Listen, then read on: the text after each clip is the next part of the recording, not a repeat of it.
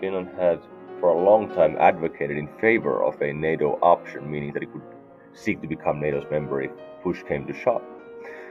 And I think in that sense, Finns were more mentally prepared to take the step compared to Swedes, where, for example, we could just say that, okay, now we see that the situation has changed and it's time to materialize the option.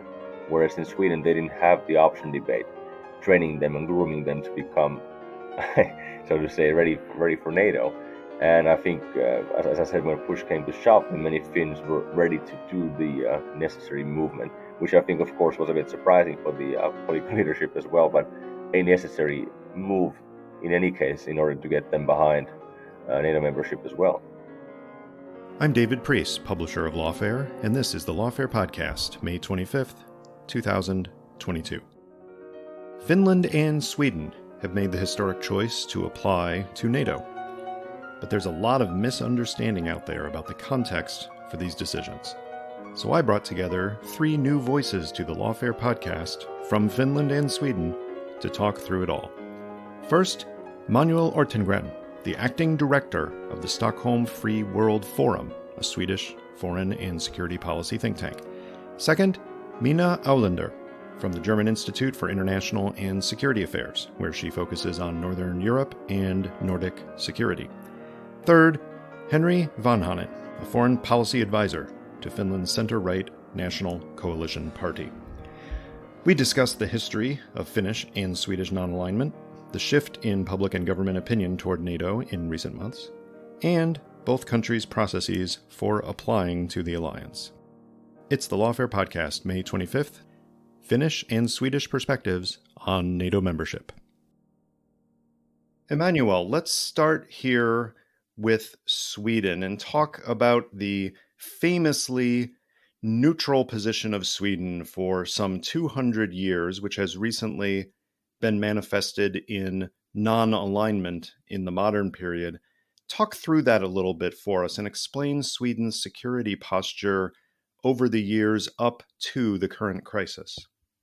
Well, I think Swedish non-alignment, or previously neutrality, has been kind of an illusion, to be honest, because ever since the Cold War, Sweden has collaborated quite a lot with NATO, and especially our NATO neighbors, Denmark and Norway. For example, there was a book that came out, I think it was published in 2011 by a Swedish journalist called Mikael Holmström, called the Hidden Alliance, which uncovered this, because a lot of Swedes actually didn't know about this. This was something that was kept secret even by the government, because it was so sensitive at the time. And since the early 1990s, Sweden has been part of NATO's Partnership for Peace, along with Finland, of course, and so has become very much interoperable with NATO, conducts a great deal of military exercises with NATO. So, of course, neutrality or non-alignment has been part of the Swedish identity, I would say, and self-perception since the Napoleonic Wars. And when Sweden decided not to join NATO in the late 1940s, there was a lot of references being made by Swedish ministers to this historic policy. And already then it was part of this Swedish identity. But in reality, we have always been closely aligned with the West. And even though the rhetoric has suggested otherwise, sometimes I think it is to a large extent an illusion that Swedes may now actually be waking up to. And I, for one, welcome that. I know that it has been a divisive topic, but at the moment, there is a great deal of support in Sweden for NATO membership, although not quite as big as in Finland. I appreciate your comments there, especially drawing a distinction between the political and the military alignments. That is a strong association with the West without a formal military alliance. But let me press you on one thing there. You talked just briefly about interoperability. Talk a little bit about that during the Cold War itself, but especially in the 30 years since. Can you talk a little bit about the Swedish defense industry and how it works very well in tandem with the kinds of systems that we have throughout NATO? Well, Sweden, because we decided to remain neutral, at least on paper, during the Cold War, the Swedish government saw it as necessary to have our domestic defense industry, which is quite large, and I think it's only comparable to that of maybe the United States, the United Kingdom, France, Russia, and China. And Sweden has, for example, a very for its size, especially a strong air force, and we also have submarines, which I think only Germany has around the Baltic Sea region, and Russia, of course. So it was a deliberate choice, and at one point, Sweden even had its own nuclear program, but it was eventually convinced by the United States to not build its own nuclear weapons, so as not to have any more nuclear states and add to the proliferation of nuclear weapons.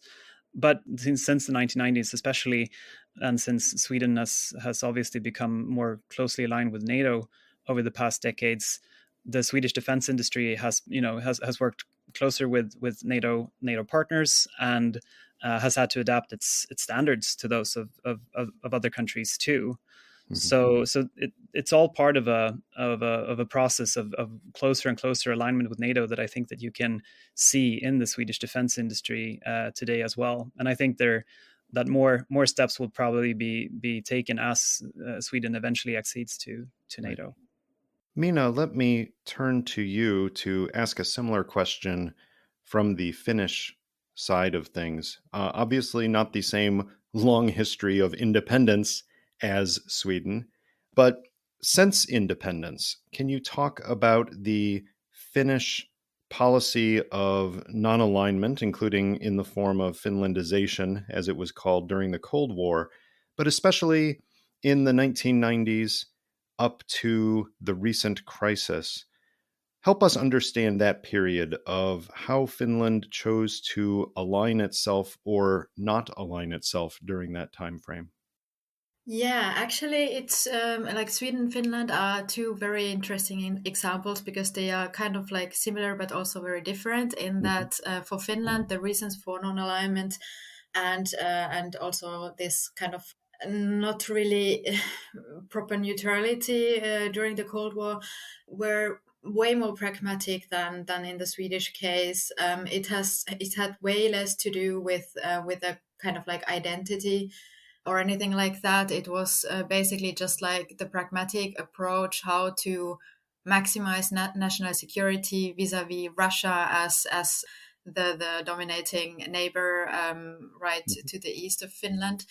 So basically, as you already mentioned, during the Cold War, it was in a way not really voluntary.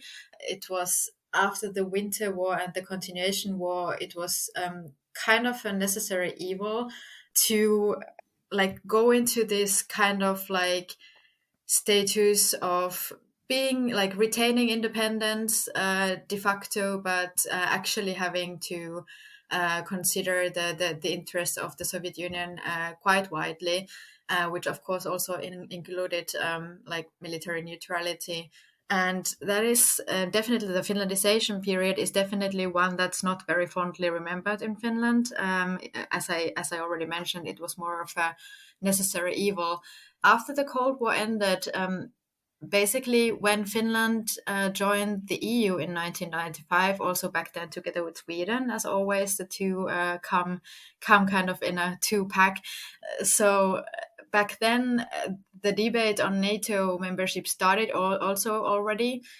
It has been discussed a lot lately this spring in Finland, whether actually this latest period of non-alignment was kind of like a remnant of the Finlandization period, that Finland was still kind of like maybe over-considering the good relations to Russia and like taking still into consideration not to provoke Russia. But I'd say that we shouldn't blame ourselves for not having chosen to join NATO before. We had this like a bit peculiar policy called the Nato option, which basically meant that since the 90s, just like Sweden, Finland has been like quite deliberately seeking the closest possible partnership with NATO and like building the highest possible level of interoperability with NATO structures so that we have been kind of like able to keep this NATO option on the table and open in a way that if necessary, we can like cash in that option and join fast if necessary. So I'd say that basically what changed now is that it has become very obvious that like Russia is so unreliable as a neighbor now that no amount of self-restraint will guarantee your security.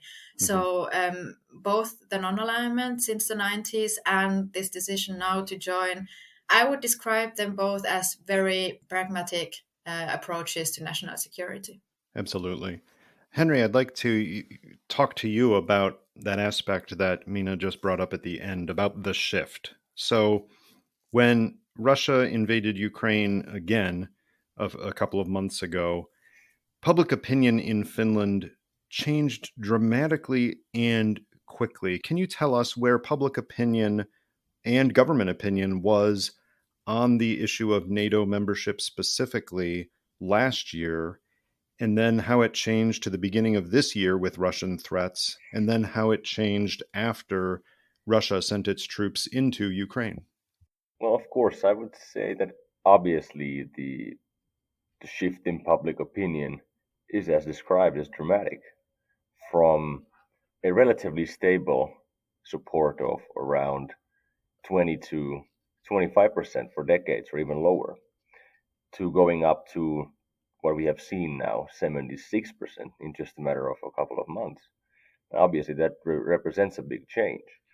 I would say that, of course, the main catalyst has been Russia's attack, probably juiced with the atrocities that the Russian army has done against the Ukrainian citizens. I think many Finns woke up to the reality that regardless of us trying to have a good neighborly relationship with Russia, that this relationship is fundamentally imbalanced, meaning that Russia could respect Finland's position as a military non-aligned country to a certain degree. But then there is a point that beyond Russia can walk also, that it doesn't necessarily respect Finland's position. I think many Finns understood this as well. But I would also note that we often talk about the February 24th, which of course has been the main catalyst. But we already saw Russia's military buildup in around the Ukraine beginning late last year in the turn of November and December. And already by then in Finland, we started seeing a debate rising and rising. Now, I've usually said that the Finnish NATO debate is like an interval run. It sometimes takes spikes, and sometimes then it cools down and goes down. And usually it follows the cycles in international security. When something happens, then it goes up for a bit, and then it goes down. And I think this was, for example, the case in 2014 with Russia's first war in Ukraine. That the Finnish NATO debate took off a bit, but not too much. It didn't really go into a position where we would discuss the acute need for a membership like now. But still, I would say that in this case, in December, January, especially after the president of Finland gave his widespread acclaimed New Year's speech, where he said that one has to know when to hurry and when to have patience, I think people started really talking about the possibility of Finland joining NATO. And of course, afterwards, we've seen interviews by the president and, for example, the Finnish ambassador to the United States saying that already when Russia started indicating its demands that NATO should not enlarge anymore, that Finns and especially the leadership started to change their opinion. But that didn't really apply to the Finnish people. Of course, we saw a minor jump in the polls going up to, I think, about 28% in favor in January. But it was only after the attack when we saw the jump going up to first 50, then 60, and now 70, and probably even more as the process goes along. I would say one significant difference compared to Sweden is that it's like Minna said, that Finland had for a long time advocated in favor of a NATO option, meaning that it could seek to become NATO's member if push came to shove. And I think in that sense, Finns were more mentally prepared to take the step compared to Swedes, where, for example, we could just say that, okay, now we see that the situation has changed and it's time to materialize the option. Whereas in Sweden, they didn't have the option debate, training them and grooming them to become, so to say, ready for NATO. And I think, as I said, when push came to shove, then many Finns were ready to do the necessary movement, which I think, of course, was a bit surprising for the political leadership as well, but a necessary move in any case in order to get them behind NATO membership as well. Yes, your phrase when push came to shove reminds me of the commentary that you've just published by that name, Finland and NATO, when push came to shove. And in that commentary that you've published online, you make the point that the fierce resistance of the Ukrainians actually have a crucial role here with Finland's application to NATO, because if Russia had succeeded in marching into Kyiv in days, Finland's current position would have been very uncomfortable and a bit more difficult, right? Absolutely. I mean, I think that's the alternative reality that we don't really want to think about right now. What would have been if things had gone as Putin thought they would be, that they would be able to take Kiev quickly and swiftly, and then we would have a Putin in a full sentiment of power, which I think would have put Finland and the other countries in a position, especially countries that are military non-aligned, that they would feel more threatened, because of course then Russia would think that it can move borders and attack countries, and if it resorts into military means, it gets results. I think this would have been a dangerous example for European security for decades to come. So I think one must remember that the Ukrainians' resistance, as I mentioned in the commentary, actually played time, and also played time significantly to change the mindset in many Western countries about how they're going to address Russia, especially from a strategic perspective. Mm-hmm. Back to you, Emanuel. How did Swedish public opinion and leadership opinion change from late 2021 to early 2022, and then, of course, to now, especially on the issue of seeking NATO membership? Much more slowly than in Finland. And I think the difference, as Minna and Henri have both alluded to already, between Sweden and Finland is that while non-alignment has been more of a pragmatic solution to Finland's security dilemma, in Sweden it has been more of an ideological stance and part of Swedish identity, especially within the Social Democratic Party, which has ruled Sweden for most of the last few decades. Mm-hmm. I remember in the early days of Russia's full-scale invasion on Ukraine, you had the defense minister saying that it was disinformation coming from the opposition leader of the Liberal Conservative Party, the moderates, when he said that he thought that the Social Democrats would eventually change their mind about NATO. And there was also a very unfortunate comment by the Swedish Prime Minister, Magdalena Andersson, who eventually did change her mind about NATO and made her party change their minds about NATO as well, saying that a Swedish NATO application might destabilize the security situation in Northern Europe, which she received criticism regarding from Finnish security experts as well. So for the Social Democrats, they've had this self-image of themselves as being the standard bearers of non-alignment. And this goes back, I think, to like the legacy of leaders such as Olof Palme, who was, in rhetoric, very harsh against the United States and the war in Vietnam in particular. But on the other hand, also had a close security relationship with the US, and one that was also built on a substantial amount of spending on defense. I think Sweden spent 3 to 4% of our GDP on defense during the Cold War. So in a way, the shift was harder in Sweden because it was tied to the ideology and the identity of the ruling party in a different way than I think it was in Finland. So it wasn't really until maybe, I would say, late March, early April that we started seeing some signs coming from the government that they were changing their mind. And I think the crucial factor in their shift was Finland's stance.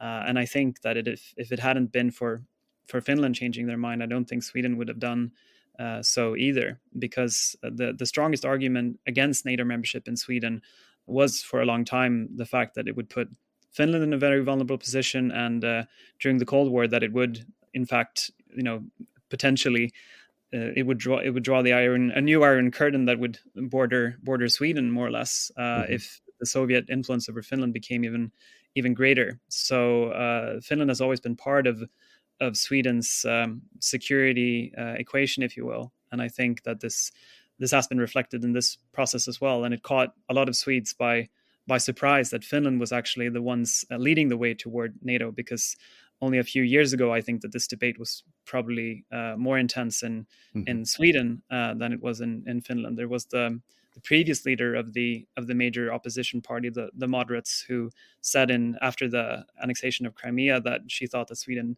should join NATO, and at that point it was the other way around. So this has caught a lot of Swedes by surprise. It's interesting you mentioned that, because we have had voices in Sweden and Finland arguing for NATO membership for quite some time. And on this podcast, we had the former Prime Minister Alexander Stubb was on talking to us about this. Now, he is not out there saying, "I told you so." And I don't hear too many other voices out there casting blame for waiting. In fact, it seems like it has been a very civil process in both countries. Minna, let me ask you about that from a more personal view here, because you live and work in Germany, but you are now back in Finland.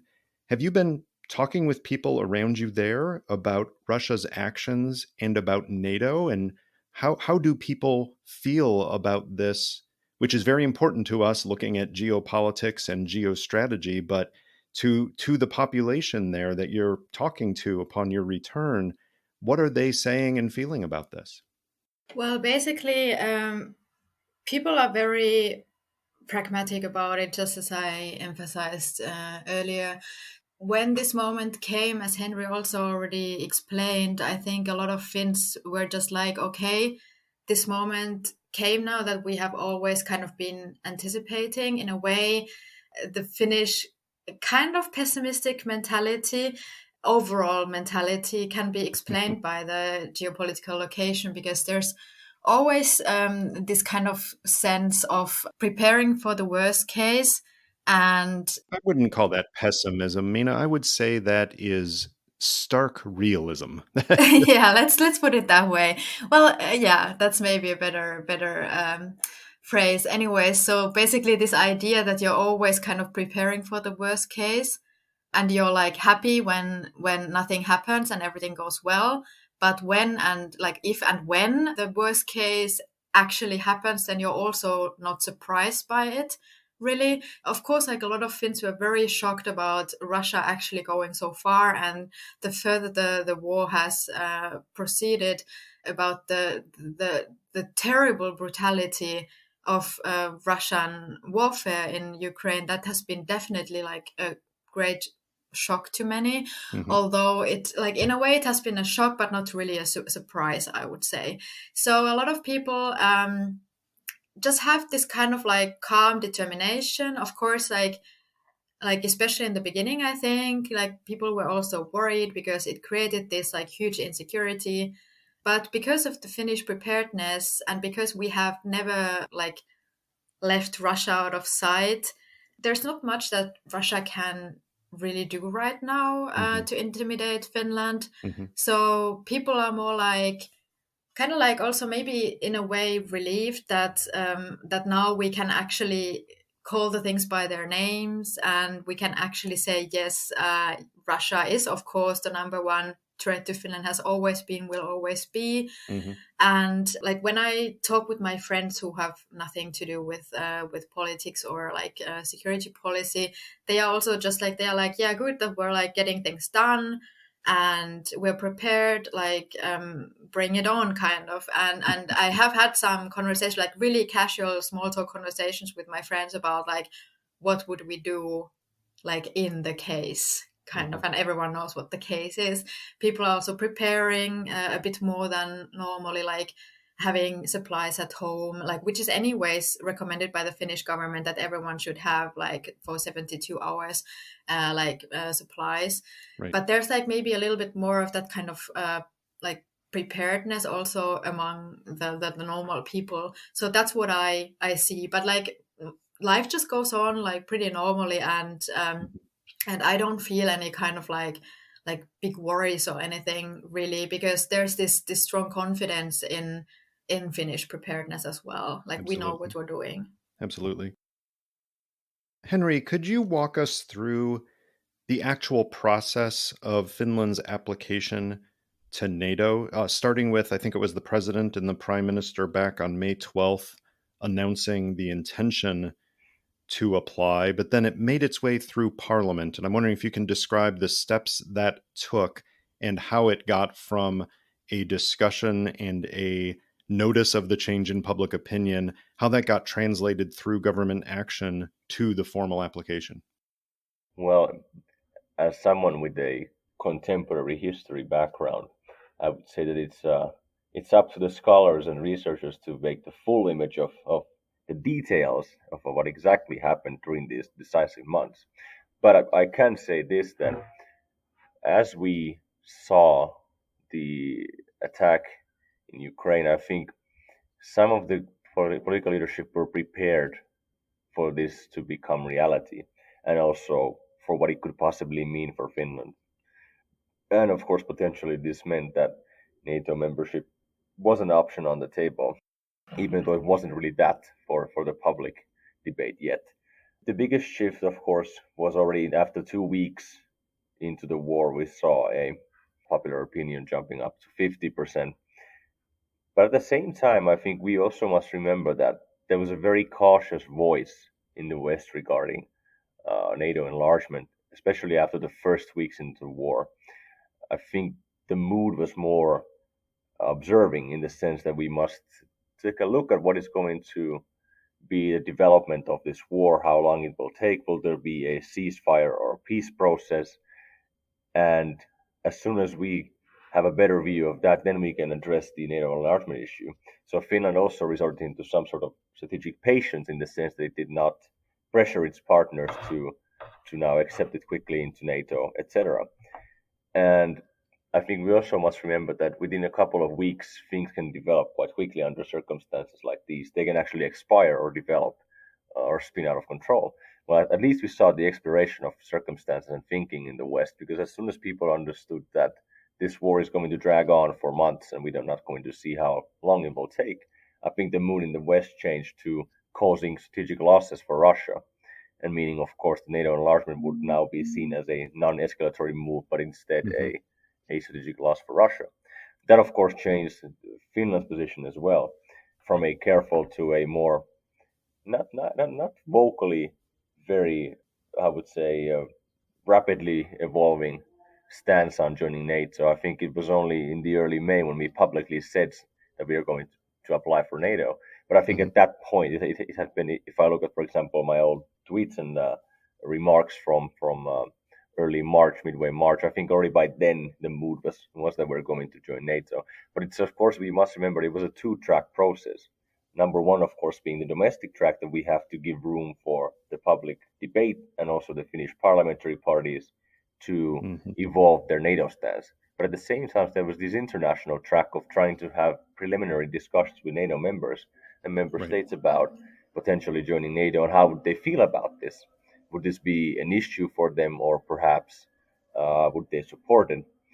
And I think Finland did not want to move until it was certain that all these different tracks were covered in the best possible way. It also, the domestic track involves preparedness, civil preparedness, military preparedness for different scenarios. And I think Finland did a very thorough working out this international domestic process. And I think they also wanted to postpone the sort of actual public information about applying for NATO, because they wanted to, of course, give time for others, but also vis-a-vis Russia, that as soon as it's formal, then it probably will start seeing reactions as we have now seen. I would still say that, to sum up, that if you think about this process, it was only 3 months in which Finland quickly was able to do a thorough preparation domestically and internationally to join NATO, and also get security assistance and security assurances from, for example, the United Kingdom, the US, the French, the Germans, and now we've seen the Nordic countries and Polish countries, Poland as well. So I think this has been quite a substantial and a skillful diplomatic play, not only because of, as I mentioned, not only due to Finland's own skills and being able to seize the moment, but also because how things evolved. It led to an opening in an open window, which Finland, of course, then walked through when the time came. Right. And as part of that international process, of course, consultations with the Swedish government. Emanuel, play the flip side of Henri's commentary here. What was the Swedish process of decision making here and going through the choice not to put it to a referendum, the choice to make a government decision? How similar and different were these dynamics in Sweden on the road to the formal application to NATO? Well, I would say that the Finnish process has been broader. It has involved several committees in Parliament, for example, whereas the Swedish process that eventually led to a report that was published a few weeks ago, it comprised a smaller group of MPs.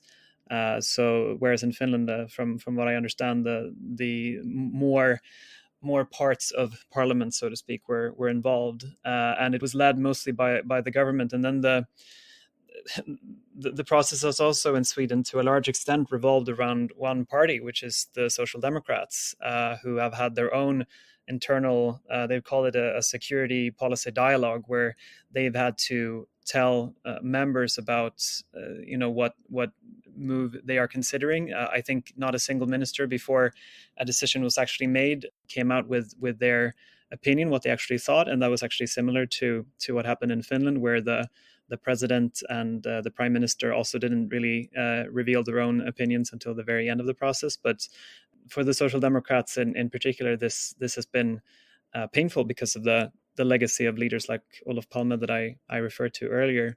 So but the main difference is that in Sweden it has been a narrower process, in the sense that it has involved fewer MPs and revolved to a large extent around one party. And then another thing you could say about the Swedish debate regarding whether we should have a referendum or not is that there were parties that suggested that, especially the Left Party, and originally also the Sweden Democrats, our nationalist party, but it was never taken very seriously by other parties for much the same reasons as it did in Finland, and that is also my personal opinion. I think it is very hard to vote or to have a referendum on security policy, because there are certain details and certain pieces of information that you would need to know in order to make an informed decision that is very hard to share with the public, and therefore it is, in my view, better also from a democratic perspective to have that process be led by politicians who receive information that shouldn't be spread too widely. So I'm sure that has influenced a lot of Social Democrats in particular, who probably received some intelligence and other information that hasn't been shared publicly, to have convinced them that Sweden should join NATO. And I do think that the Finnish process has also been very important, especially that Finland has had, they've every step of the way the Finns have been present here. For example, when the Finnish security policy report was published in April, at the same time as it was being presented in Parliament, the Finnish Prime Minister Sanna Marin was here in Stockholm, side by side with Magdalena Andersson, and I think that was important for both countries. And I should also say that we are grateful that the Finns didn't repeat what we did to them in the early 90s, when Sweden didn't properly inform Finland that we would join the EU, which is Finland could easily have done the same to us, and we're grateful that they did not this time. Everyone taking the high road. Yeah, there is one difference, of course, in government matters between Sweden and Finland, which is that Sweden is a monarchy. And I'm wondering, I'm going to put you on the spot here, Emanuel. Is there a role, a formal role for Carl Gustaf, for the monarchy, in something like applying to an international treaty that will require a mutual defense guarantee to others? No, not really. It is a constitutional monarchy, and I think the Swedish monarch has even less powers than say the British, and also doesn't have a part in. I know that in Denmark, if you want to form a government, and that's the same in the UK, you have to have a meeting with the monarch. But in Sweden, that is up to the Speaker of the Parliament to do that. And the king and eventually there will be a queen in his place.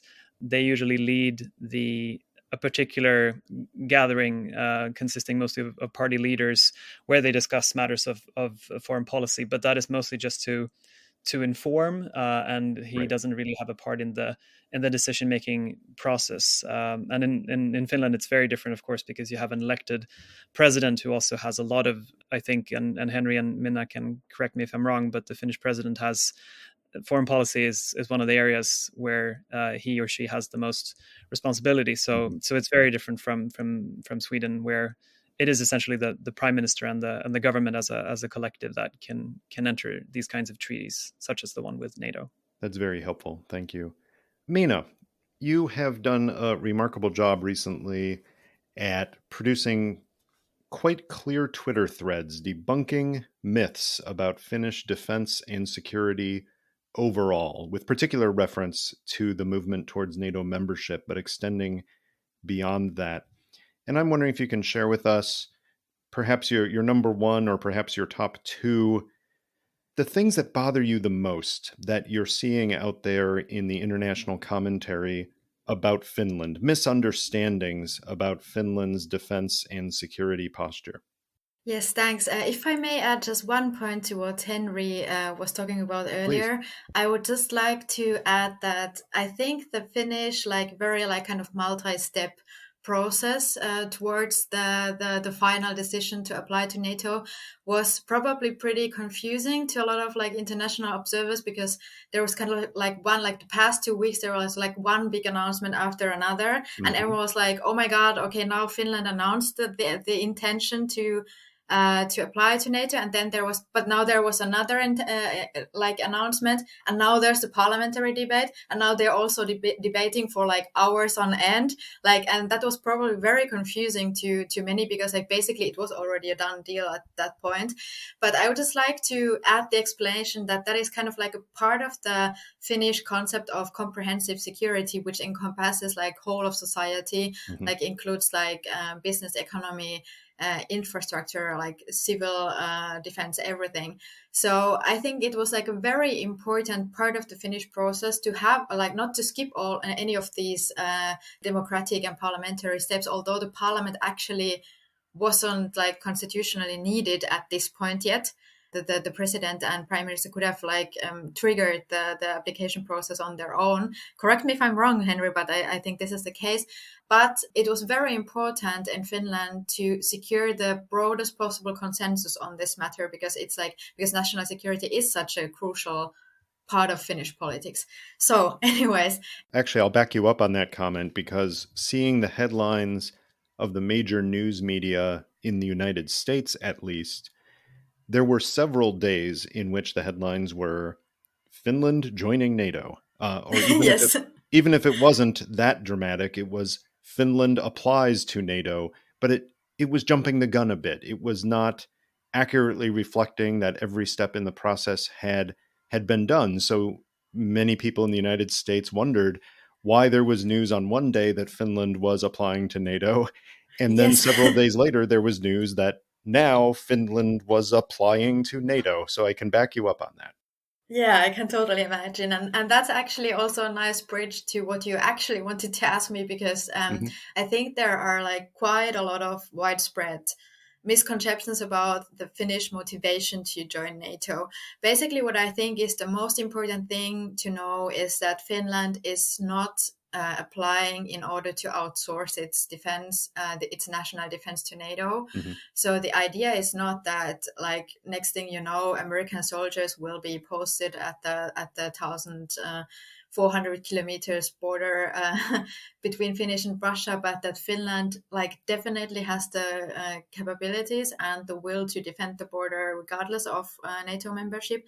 It's more of an insurance, kind of an extra insurance, which is intended to make the stakes of military action against Finland as high as possible. So in a way, if you see that your neighbor's house is burning because someone set it on fire, then it's reasonable that you will want to make an insurance for your house. So that's basically like what describes the Finnish like motivation maybe the best. And Finland is not comparable, for example, with the Baltic states, which are tiny and don't really have their own defense capacities, and which of course are entirely like dependent on NATO for their defense. So that's like a really big difference between Finland and like other neighboring NATO states or next to Russia, which is important always to like emphasize that that's the case for Finland. And also one thing that that is also like often misleadingly reported is the impact of Russian retaliation attempts, I'd say, because I mean, Russia has now shut off both the electricity and natural gas supplies to Finland. And that was, of course, also like huge news internationally. And there was kind of like this presumption that it will be a huge problem for Finland. I was actually even asked in a German interview whether Finland may end up withdrawing its application because of these retaliation tactics. And nothing could be really like further from the truth. Finland is so well prepared that like neither the electricity trick nor turning off the gas tap like really impacted Finland that much. Finland only imported like about 10% of electricity from Russia, and that has already easily been substituted from the Baltic and from the Nordic electricity markets. Finland will also probably be self-sufficient on electricity soon, like maybe even already next year. And also the fact, which really often is kind of misreported, there's this like very intriguing number that Finland used to import almost like maybe something more than 90% of natural gas from Russia. So of course, that sounds like a lot and a terrible dependency, but natural gas only accounted for approximately 5% of the whole energy consumption or the whole energy portfolio. And it was mainly, or it's been mainly used in industries and not really like very, very like little of the natural gas went into, for example, heating houses. So it's a huge difference to, for example, Germany or some other Central European states in that regard. So it was also not like really a huge problem, especially now that it happened while we're going towards summer. So neither of these actions by Russia resulted in much more than some headlines. And also we had like a couple of months time to prepare for everything. Also, because of the kind of volatile behavior of Gazprom already since last summer, there were already signs that something's up, and a lot of companies in Finland already started like to look for alternatives for real. And there's always been this, like it's been always clear that an energy dependence on Russia would be like really dangerous to Finland, and that's why we never went there. And I think there's like a fundamental misconception about that. Like a lot of other European states, for example, who have a way higher dependence on Russian energy can't like imagine that someone actually had that much foresight. So I think that's always really important to emphasize. Those are very good correctives to some popular misconceptions, and I appreciate that. Henri, let me close out on Finland before we close overall with Sweden. Let me close out on Finland here with a forward-looking question for you. There is remarkable, if not unity, at least a great deal of common perspective right now in Finnish government and public circles on NATO membership. What does that mean going forward? Does that allow some space for political parties to come together on some other issues that have previously been contentious, or is this something that is very much reserved to the defense and international sphere?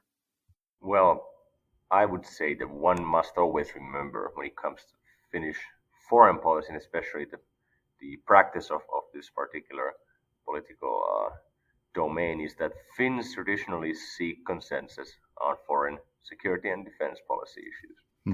And I think this is due to, of course, Finland's tradition of being a small state, where Finns have generally considered it a virtue for not having several separate foreign policy stances on crucial issues, that it's actually a sign of strength to have unanimity in foreign policy. And I think it's also, especially in the NATO membership issue, it's about democratic legitimacy. Because one must also remember that if you look at the Finnish constitution, we actually did not require this very thorough parliamentary process in order to get Finland into NATO. If you look at the constitution, we could actually have just had the president and the government say that we're going to send the application and that's it. But I think in this case, this was about acknowledging the fact by all the parties, the government, the president, and also acknowledging the people that this is going to be a big change and a big decision on foreign security and defense policy. And therefore, you want to have this as inclusive as possible. You want to have the parliament and thus the people committed into this decision. And it was also a way to avoid the risky referendum, because NATO asks for a candidate country to indicate its full support, majority support for the membership. Now, it doesn't define how you indicate the support. It's up to the applying country to do that. Okay. And in Finland's case, I think there was a lot of talk about having a referendum before NATO membership became actually acute. And I think there were now polls later on in Finland after the attack saying that even over 50% of the people did not want to have a referendum on the issue, that they trust the foreign policy leadership on this. So I would say that this is a very Finnish project to do this thoroughly, inclusively, democratically, almost a sort of a lawyer finesse work here, that when Finland enters NATO, and if we, for example, would have had very serious repercussions and retaliation by Russia, that everybody would remain committed to the process, especially the parliament. And I think in this case, we also have to remember that at the end of the day, when it comes to ratifying NATO membership, then the parliament's role will be constitutionally important, because the parliament will eventually ratify Finland's membership after it's been ratified in all member states. So therefore, I think the leadership in Finland also wanted to make sure that when we go around the ratification and application process at the end of the day, that the parliament will support this process all the way. And also that nobody can come afterwards say that Finland joined NATO through a secret backdoor without consulting the parliament or taking into account the people's view on this issue. So in this sense, I would say this was a typical exercise by Finnish foreign security policy, which probably, unfortunately, will not lead into a stronger harmony and consensus on other domestic policy issues in this case. Thank you. And I'll close with you, Emanuel, to talk about the Swedish parallel to that. So I assume that Sweden, its parliament, will also have to ratify accession to NATO.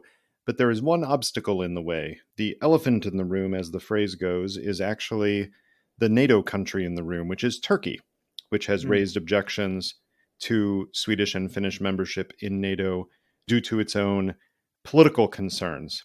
And I'm hoping you can shed some light on that from a Swedish perspective, and how serious you think the Turkish obstacle is, and how it will be overcome in conjunction with any ultimate parliamentary vote on actually joining NATO. Well, when it comes to an eventual parliamentary vote on NATO accession, I think the support will be substantial. There are only two parties in the Swedish parliament right now, among 8 in total, who oppose Swedish NATO membership.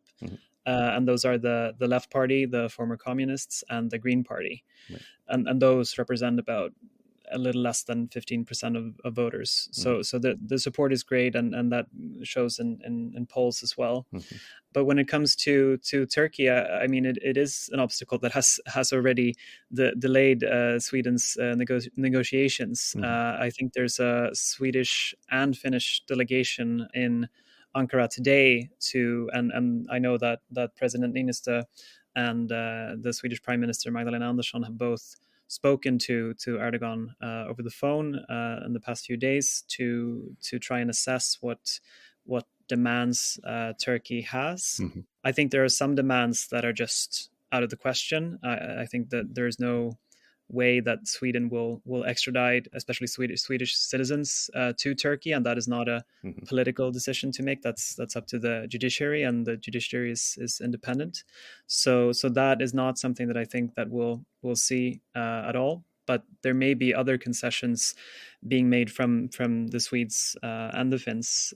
Maybe we will drop our arms embargo vis-a-vis Turkey, for example, and maybe Sweden will change our stance when it comes to the support for YPJ, the Kurdish group that I know that the Social Democrats in the current government has had some relationship with. That remains to be seen. But it's hard to know really to what extent this issue with Turkey has to do with Sweden and Finland, and to what extent it has to do with Erdogan's domestic situation in Turkey, with the rampant inflation and all the other issues that he's dealing with. There, from my understanding, this was not something that was raised by Turkey in preliminary talks with Sweden and Finland before they handed in their NATO application. So it may be that Erdogan is using this opportunity to negotiate some concessions that will strengthen his popularity in Turkey. And we've seen this in the past, for example, when Turkey used its veto for a few months to block new NATO defense plans for Poland and the Baltic states. And eventually they received some concessions. And I think that's what we'll see in this case as well. But I don't think that it will, of course, it already has delayed the Swedish and Finnish NATO accession process, but I don't think that it will completely block it. So I'm hoping for a solution, but I've heard from both the Swedish and Finnish side that this may take, it may take some time, but I think we'll find a solution eventually with Turkey. Well, let's leave it there for now, but I look forward to speaking with each of you about many of these issues going forward. Thank you all for joining me on the Lawfare podcast. Thank you. Thanks. Thank you. The Lawfare podcast is produced in cooperation with the Brookings Institution. You can get our other podcasts, Chatter, Rational Security, The Aftermath, Allies, and Lawfare No Bull on all major podcast platforms. And you can get ad-free versions of some of those podcasts by becoming a supporter of Lawfare, a material supporter, at patreon.com/lawfare. This podcast is edited by Jen Patja-Howell. Your audio engineer was Kara Schillen of Goat Rodeo. Our music is performed by Sophia Yan. As always, thanks for listening.